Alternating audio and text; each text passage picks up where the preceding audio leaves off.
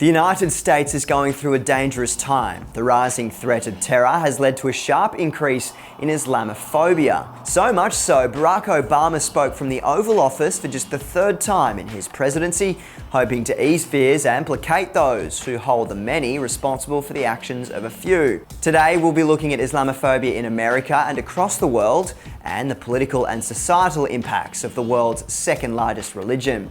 Hello and welcome to In Focus. Aside from terrorism, anti-Muslim sentiment is also linked to what's going on politically. It initially spiked after Obama was elected president, but has reared its head more recently. More than half of Republicans believe Obama is a Muslim, and less than half believe Islam should be legal. Republican presidential candidates have seized the opportunity for political points and haven't held back.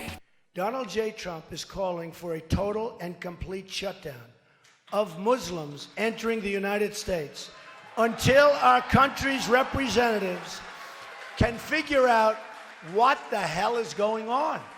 That main culprit, Donald Trump, has been the most reckless. In November, he said he'd certainly implement a system to register and track Muslims in America.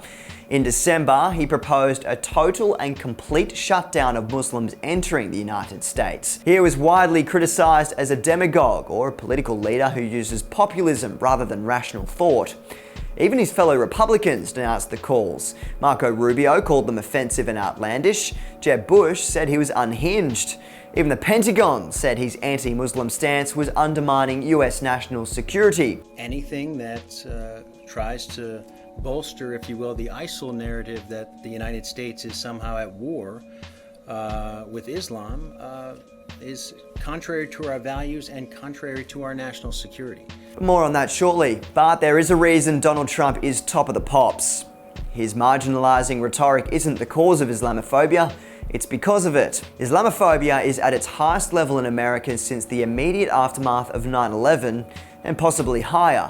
Whether Trump genuinely believes everything he says, the fact that he keeps rising in the polls shows that he's not alone in his hatred. Let's not suggest that this is an issue solely owned by the United States either. Take Europe, for example. There have long been far-right anti-immigration parties across Europe and the UK. Their base are usually economically and culturally insecure. In 2008, the GFC was combined with a massive influx of Middle Eastern and African migrants. There were fewer jobs available, and in some minds, refugees were coming to take them. That steady stream turned into a flash flood. The Syrian refugee crisis had countries lurching to the right. Sweden, once a pin-up for generous asylum policy, had seen its anti-immigration party become the third biggest in parliament. In France, their National Front took 25% of the vote in local elections this year, while in Denmark, the Danish People's Party took second place in June's elections and is now part of the government. Britain's UK Independence Party came first in last year's European elections. The anti-immigration sentiment is now strong enough to shape policy. But back in America, Trump's rhetoric isn't bordering on the dangerous, it's nothing but dangerous. After 9/11, George W. Bush was praised for asking Americans not to give in to Islamophobia. It wouldn't be a stretch to argue he didn't just have Muslims in mind, but national security as well.